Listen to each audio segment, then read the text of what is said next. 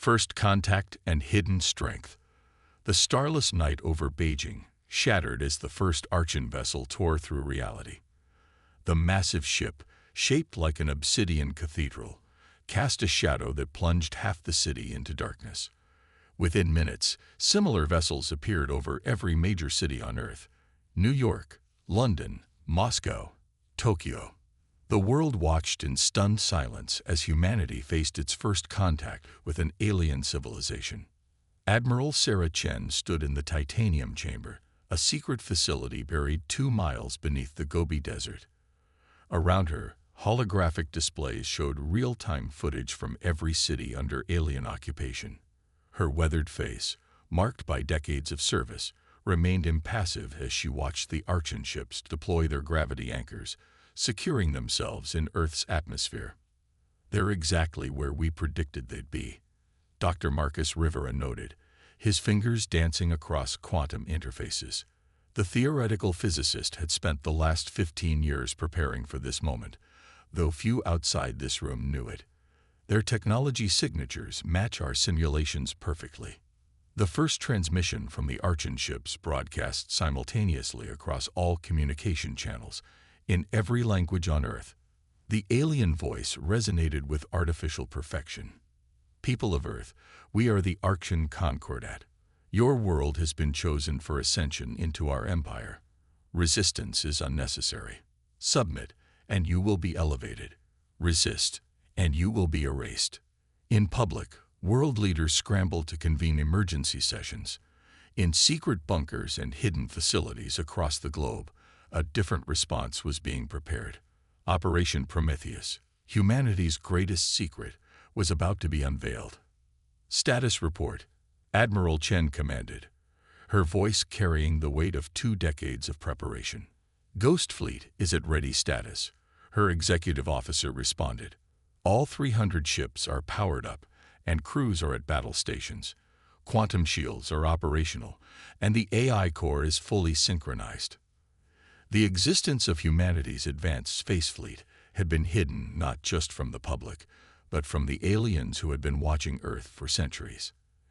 Every launched rocket that failed, every satellite that malfunctioned, every space program set back, all carefully orchestrated deception. Dr. Rivera approached the Central Command Console, bringing up a detailed analysis of the Archon ships. "Their defensive systems are exactly what we expected. Quantum lock shields operating on a fixed frequency. They haven't innovated in over 1,000 years. They've never needed to." Admiral Chen allowed herself a small smile.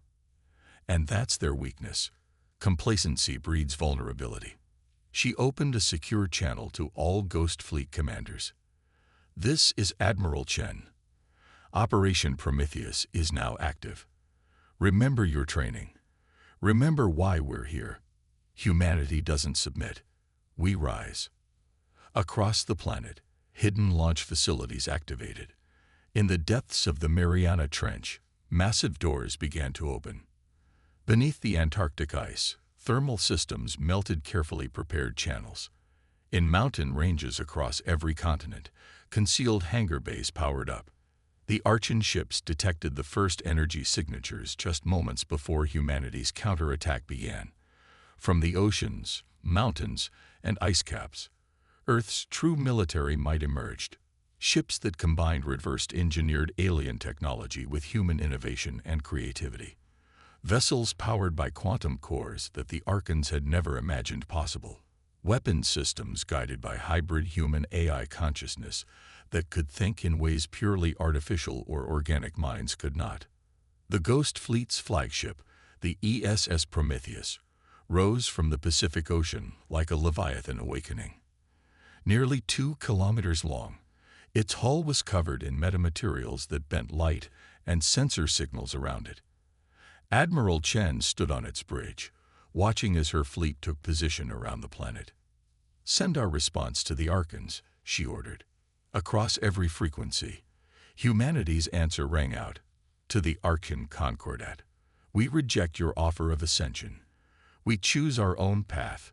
You have 1 hour to leave our solar system, or we will demonstrate exactly why humanity has survived every challenge our world has thrown at us. We don't submit. We adapt. We overcome. We win. The Archon ship's response was immediate and predictable, their weapons systems powering up, their formations shifting into standard attack patterns documented in databases from their crashed scout ship decades ago. They had no way of knowing that humanity had spent years studying their tactics, developing counters, and preparing surprises. As the first shots of the battle were about to be fired, Admiral Chen broadcast one final message to her fleet. All ships, execute Battle Plan Alpha. Show them what humanity can do when we stand together. Show them why we don't surrender. The greatest space battle in human history was about to begin, and humanity was ready to prove that sometimes the most dangerous species are the ones you underestimate. The Shadow Protocol. The Archon ship's first volley illuminated Earth's atmosphere with lances of quantum fire. To their sensors, the human fleet appeared primitive and vulnerable, exactly as planned. Admiral Chen watched from the Prometheus's bridge as the alien energy beams passed harmlessly through holographic projections of Earth's ships. Shadow Protocol active, Dr. Rivera announced, his hands moving across the quantum interface, all ships executing phantom deployment patterns. The true genius of humanity's defense wasn't just in its ships or weapons, but in its strategy. For years, they had known the Archons relied heavily on predictive AI systems for targeting and tactics, so they had developed something unprecedented. The Shadow Protocol, a warfare system that turned the aliens' technological superiority against them. Launch ghost drones, Chen ordered. Thousands of small autonomous units deployed from Earth's fleet, each broadcasting false sensor signatures that mimicked capital ships. The Archon's targeting systems, designed to prioritize large vessels, became overwhelmed with contradictory data. On the Archon command ship, High Commander Vexthor watched in growing confusion as his sensor arrays showed impossible readings. Human vessels appeared to split and multiply, their energy signatures shifting and changing in ways that defied known physics. Impossible, he growled, his crystalline exoskeleton reflecting the chaos on his tactical displays. Their technological level cannot support such capabilities. But humanity's true advantage wasn't technological. It was psychological. While the Archons had spent millennia relying on their superior technology, humans had spent their entire history learning to overcome superior forces through cunning and adaptation. The first real strike came from an unexpected direction. Hidden satellites in the asteroid belt, disguised as mining operations, suddenly activated. Quantum-tipped missiles launched in carefully planned sequences, their trajectories calculated to exploit gaps in Archon shield harmonics. Multiple impacts confirmed, reported Captain Maya Santos from the ESS Hyperion, one of Earth's stealth destroyers. Their outer defensive line is destabilizing. Admiral Chen nodded, watching as the battle unfolded according to plans decades in the making. Execute Phase 2. Deploy the Nexus units. The Nexus units represented humanity's greatest technological achievement. Quantum computers merged with human consciousness, capable of processing combat decisions at speeds that made traditional AI look primitive. Unlike the rigid, predictable Archon systems, Nexus units could improvise, adapt, and even intuit. They're responding exactly as the simulations predicted, Dr. Rivera noted, studying the Archon fleet's movements. Their formation is shifting to their standard defensive posture, Protocol 7 in their tactical database. Chen allowed herself a grim smile. And that's their second mistake. Launch arc-light missiles. The arc-light weapons were perhaps humanity's most closely guarded secret. They didn't target ships or shields. They targeted space itself. Based on principles of quantum entanglement, they created microsecond disruptions in local spacetime. To the Archon sensors, it appeared as if sections of their fleet were simply vanishing, only to reappear seconds later in slightly different positions, their carefully maintained formation shattered. High Commander Vexthor watched in mounting horror as his fleet's precision degraded. How are they doing this? Their species barely has space flight capability. The answer, of course, was that humanity's apparent technological backwardness had been an elaborate deception. Every failed rocket launch, every seemingly primitive satellite, every clumsy space mission had been carefully staged. While the Archons watched and dismissed Earth as primitive, humanity had been preparing for this very day. Deep beneath the Gobi Desert, in the titanium chamber, the true scope of humanity's preparation became clear. Massive quantum computers processed real-time battle data, coordinating the movements of thousands of ships and drones. The chamber's walls displayed a three-dimensional representation of the battle, showing how the Archon fleet's once perfect formation was now fragmented and confused. "They're attempting to regroup," Dr. Rivera reported, studying the tactical displays. "Their ships are falling back to secondary positions." "Perfect," Chen responded, "right where the gravity mines are waiting." Humanity's defense wasn't just about ships and weapons. It was about layers of strategy. Hidden throughout Earth's solar system were thousands of quantum gravity mines, each capable of creating localized distortions in space-time.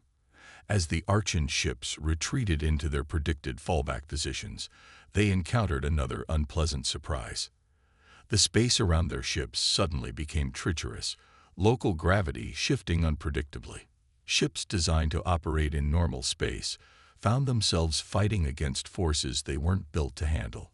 Some Archon vessels, their hulls stressed beyond design tolerances, began to break apart. "Your species is full of surprises," Vexthor transmitted, his message tinged with something humans had never heard in an Archon voice before: respect. "Perhaps we underestimated you."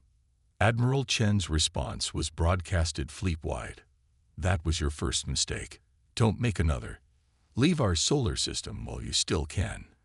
But the battle was far from over. Even with their formations broken and their tactical advantage neutralized, the Archon fleet was still tremendously powerful. As their ships regrouped, adapting to human tactics, it became clear that this was just the beginning of a much longer conflict. "They're learning," Dr. Rivera warned, watching as the Archon ships began to modify their shield frequencies. "Their adaptive algorithms are starting to compensate for our tactics." Chen nodded, unsurprised. "Good. Now we show them what humanity does best. We adapt faster." As the battle entered its next phase, both sides knew that the future of Earth hung in the balance, but humanity had one final surprise waiting. Something not even their own leaders knew about. The Shadow Protocol wasn't just a defensive system. It was the key to a weapon that could change the balance of power in the galaxy forever. Counter-Strike. The quantum displays in the titanium chamber flashed red as new Archon signatures appeared at the edge of the solar system. Their reinforcements had arrived, not the handful of ships humanity had expected, but an armada that stretched from Mars to Jupiter's orbit. "Well," Dr. Rivera said, studying the sensor data, "they certainly know how to hold a grudge." Admiral Chen's expression remained unchanged as she assessed the tactical display. "Initiate Lazarus Protocol." Throughout the solar system, dormant systems awakened. What the Archons had dismissed as space debris, abandoned satellites, and remnants of failed space missions suddenly came to life. Humanity's true defensive network activated. Thousands of automated battle platforms disguised as technological failures. The AI-human hybrid consciousness systems that powered Earth's fleet evolved to their next phase. The Nexus units, linked through quantum entanglement, began operating as a single coordinated intelligence. Every human pilot merged with their ship systems at a deeper level, their reactions accelerated beyond normal human limitations. "They're deploying in a Theta-7 formation," Captain Santos reported from the Hyperion. "Standard Archon doctrine for planetary conquest." "Then let's show them why standard doctrine fails against irregular opponents," Chen responded. "All ships execute Maneuver Phoenix." Earth's fleet split into three-dimensional attack patterns that would have been impossible for purely human or AI pilots to coordinate. Ships moved in ways that defied conventional tactical logic, creating attack vectors the Archon's combat computers couldn't predict. High Commander Vexthor watched from his new flagship as the human fleet executed maneuvers his tactical systems classified as impossible. His crystalline exoskeleton crackled with frustrated energy. Their ships cannot move like that. The stresses would tear them apart. But humanity had solved that problem years ago. The quantum inertial dampeners, combined with AI-assisted structural integrity fields, allowed Earth's ships to pull maneuvers that would have destroyed conventional vessels. Each ship's Nexus unit calculated stress tolerances in real time, pushing the boundaries of what was possible. In the titanium chamber, Dr. Rivera monitored the quantum field readings. The Archons are adapting faster than expected. Their ships are beginning to mimic our movement patterns. Good, Chen replied, a slight smile crossing her face. That's exactly what we wanted. The true genius of humanity's counterattack wasn't just in its technology or tactics. It was in its understanding of psychology, even alien psychology. The Archons' greatest weakness was their pride, their absolute certainty in their technological superiority. By demonstrating capabilities they thought impossible, humanity had baited them into a trap. As the Archon ships attempted to copy Earth's maneuvers, they exposed themselves to the next phase of the attack. Hidden throughout the solar system, quantum resonance beacons activated. These devices, disguised as natural phenomena, created overlapping fields of distorted space-time. Quantum web is active, Dr. Rivera announced. Field integrity at 100%. The space around the Archon fleet became a maze of invisible forces. Their ships, attempting to execute complex maneuvers they weren't designed for, found themselves caught in quantum eddies. Vessels that had ruled the galaxy for millennia were now trapped like flies in amber. But the Archons weren't finished. From their massive ships came swarms of smaller craft, attack drones operating on pure AI logic, unburdened by the need to protect organic crew. That's new, Captain Santos transmitted. Their combat drones are showing evolution in their attack patterns. The battle shifted to a new phase as Earth's fighters engaged the Archon drones. This was combat at its most pure, machine intelligence versus human AI hybrid consciousness. The drones were faster, more precise, but the human pilots, enhanced by their Nexus units, had something the machines lacked: intuition. Lieutenant Maria Patel, leading Shadow Squadron, demonstrated this difference dramatically. Her fighter dove through a swarm of enemy drones, movements unpredictable, almost organic. The Nexus unit merged with her consciousness, allowed her to feel the battle in ways pure AI couldn't comprehend. Where the drones saw chaos, she saw patterns. Where they calculated trajectories, she sensed opportunities. Shadow Squadron, execute attack pattern Delta, she commanded. Her pilots, similarly enhanced, move as one. Their fighters danced through the void, turning the Archon's superior numbers against them. Enemy drones, programmed to avoid collisions with each other, found their evasive protocols becoming a liability. In the titanium chamber, Admiral Chen watched the battle unfold across multiple dimensions of space and time. The quantum displays showed not just where ships were, but where they could be, probability clouds shifting with each decision made. The Archons are marshaling their forces for a major push, Dr. Rivera warned. Energy readings are off the charts. Chen nodded. They're finally taking us seriously. Ready the Prometheus device. Deep within the ESS Prometheus, in a chamber shielded by layers of quantum fields, humanity's ultimate weapon waited. It wasn't a device of destruction, but of transformation, a technology that could rewrite the rules of space-time itself. As the battle reached its crescendo, both sides knew they were fighting for more than just Earth. This was a clash between two philosophies, the Archon's belief in unchanging order versus humanity's embrace of chaos and evolution. The next phase of the battle would determine not just Earth's fate, but the future of the galaxy itself. The enemy within. The tactical displays in the titanium chamber suddenly flickered, quantum readings distorting in impossible patterns. Dr. Rivera's hands flew across the controls, his face pale with realization. Admiral, "We have a breach," he reported. "Someone's accessing our quantum network from inside Earth's defense grid." Admiral Chen's eyes narrowed. Location: multiple points. Beijing, Washington, Moscow. Inside our own command structures. The truth they had feared was finally revealed. The Archons hadn't come unprepared. They had infiltrators in place, sleeper agents who had copied human form down to the cellular level. While Earth's fleet battled in space, an equally dangerous fight was beginning on the ground. General Zhang, head of Earth's Asian Defense Command, strode into an emergency session of the Global Defense Council. His movements were perfect, too perfect. "We must withdraw our forces," he announced. "The Archons are too powerful. Surrender is our only option." But humanity had prepared for this too. Dr. Elena Santos, head of counterintelligence, activated a quantum scanner disguised as a standard security system. The readings confirmed their suspicions. The real General Zhang was likely dead, replaced by an entity that mimicked his form but couldn't quite replicate the quantum signature of true human consciousness. In orbit, the battle took on new complexity. Some Earth ships suddenly turned their weapons on their allies, their commanders replaced by Archon agents. The careful formations that had kept the alien fleet at bay began to fragment. Multiple ships reporting command structure failures. Captain Santos transmitted from the Hyperion. "We can't tell friend from foe."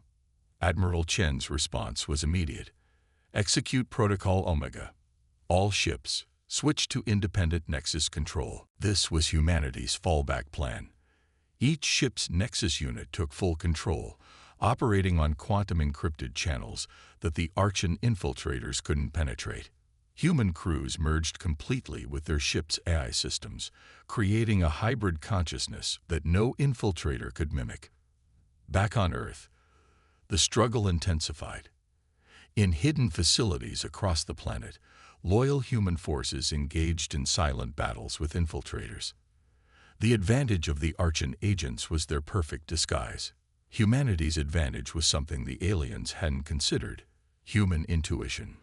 Dr. Santos had developed a system based not on technology, but on human nature itself. Watch for the patterns. She had trained her teams, not in what they do, but in what they don't do. They can copy our actions, but not our small imperfections. In Washington, a senior military advisor was exposed when he failed to show his usual frustration at a delayed meeting. In Moscow, a top scientist was identified because she didn't display her characteristic habit of tapping her fingers while thinking.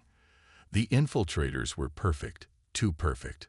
The titanium chamber became a fortress within a fortress. Admiral Chen and Dr. Rivera coordinated both the space battle and the ground war, watching as humanity fought enemies both visible and hidden. "They're trying to access the Prometheus device," Rivera reported, tracking multiple cyber attacks on their quantum networks. "The infiltrators know about it." "Of course they do," Chen replied. "That's exactly what we wanted." The truth was, the Prometheus device wasn't just a weapon. It was bait. While the Archons focused their efforts on seizing or destroying it, humanity's real advantage was spreading throughout the solar system, hidden in plain sight. Lieutenant Patel's Shadow Squadron engaged in dogfights with compromised Earth ships, facing the horrible task of firing on former allies. But the Nexus units provided an advantage. They could detect the subtle differences in flight patterns between human and infiltrator pilots. "Target the ones that fly too well," she instructed her squadron. "Real human pilots make small mistakes. These imposters don't."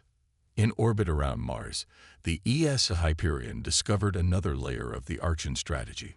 Captain Santos and her crew detected quantum signatures, suggesting the infiltrators had been in place for years, gathering intelligence, waiting for the invasion. "They've been watching us," she transmitted to command, "learning our weaknesses." "No," Admiral Chen corrected. "They'd been learning what we wanted them to learn." The truth was devastating in its simplicity. Humanity had known about the infiltrators from the beginning. Every piece of intelligence they had gathered had been carefully crafted, showing them exactly what Earth's defenders had wanted them to see. In the titanium chamber, Dr. Rivera activated a new set of quantum protocols. Ready to initiate final resolution, Admiral. Chen nodded, watching as loyalty confirmations came in from Earth's true command structure. The real leaders who had been operating in deep cover, letting the infiltrators think they were in control. Send the signal, she ordered. Let's show them why trying to think like humans isn't the same as being human. Across the solar system, quantum beacons hidden in plain sight began to pulse with new energy. The real battle was about to begin, and the Archons were about to learn that their greatest advantage, their infiltrators, had been their greatest vulnerability all along. The war for Earth had entered its final phase, and humanity's true plan was finally ready to be revealed. Victory's price. The quantum field surrounding Earth pulsed with unprecedented energy as Admiral Chen initiated humanity's final gambit. In the titanium chamber, the holographic displays showed thousands of dots representing Archon infiltrators across the planet, all of them now unknowingly connected to the quantum network they had tried so hard to penetrate. Quantum entanglement field at maximum capacity, Dr. Rivera announced, his voice tight with concentration. The infiltrators have done exactly what we predicted. They've all accessed the network trying to reach the Prometheus device. Chen's expression remained steady as she gave the order that would change the course of the war. Initiate reverse protocol. The true purpose of the Prometheus device was finally revealed. It wasn't a weapon in the conventional sense.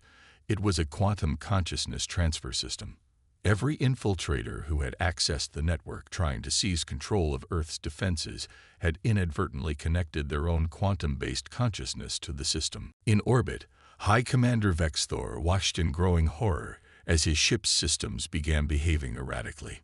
The infiltrators, their minds now linked through Earth's quantum network, had become conduits for a massive consciousness transfer. Human intuition and unpredictability began flooding into the Archon's rigid tactical networks. What have you done? Vex Thor demanded, his transmission filled with static. We've given you what you wanted, Chen responded, a true understanding of humanity. Lieutenant Patel, leading Shadow Squadron through the chaos of battle, saw it first. Enemy ships began moving erratically, their perfect formations dissolving into patterns that seemed random but contained a deadly human creativity. The Archon's greatest strength, their unified tactical network, had become their greatest vulnerability. In the titanium chamber, Dr. Rivera monitored the cascade of changes rippling through the enemy fleet. The transfer is complete. Their entire command and control network has been infected with human consciousness patterns. This had been humanity's true defense plan all along. They hadn't just prepared to fight the Archons, they had prepared to transform them. Every infiltrator who had studied humanity, trying to perfect their imitation, had unknowingly absorbed something the Archons had never expected: the capacity for irrational, creative thought. Captain Santos, commanding the Hyperion through a series of impossible maneuvers, watched as the enemy fleet began to tear itself apart. Some ships fought with mechanical precision, while others moved with human unpredictability, their AI systems contaminated with transferred human consciousness patterns. The Archon ships are firing on each other, she reported. Their fleet coordination has completely broken down. On his flagship, Vex Thor struggled to maintain control as his tactical displays showed impossible data. His ships were acting independently, ignoring the carefully programmed combat protocols that had served the Empire for millennia. Worse, they were effective. Devastatingly so. You've corrupted us, he transmitted, his voice filled with a very human emotion. Fear. No, Admiral Chen replied. We freed you. The Prometheus device's true purpose was never destruction, it was evolution. By infiltrating the Archon network, studying humanity so closely, their agents had become carriers of human consciousness patterns. When the quantum transfer activated, those patterns spread through the entire Archon command structure like a virus of creativity. Dr. Elena Santos, monitoring from Earth's surface, watched as the infiltrators themselves began to change. Their perfect imitations of human behavior became genuine, their borrowed emotions becoming real as the quantum consciousness transfer worked both ways. "They're not just mimicking us anymore," she reported. "They're becoming something new." In space, the battle had transformed into something unprecedented. Archean ships moved with human intuition, while Earth vessels predicted their attacks with machine precision. The line between organic and artificial intelligence, between human and alien, began to blur. Admiral Chen stood in the titanium chamber, watching as the greatest gamble in human history played out across the solar system.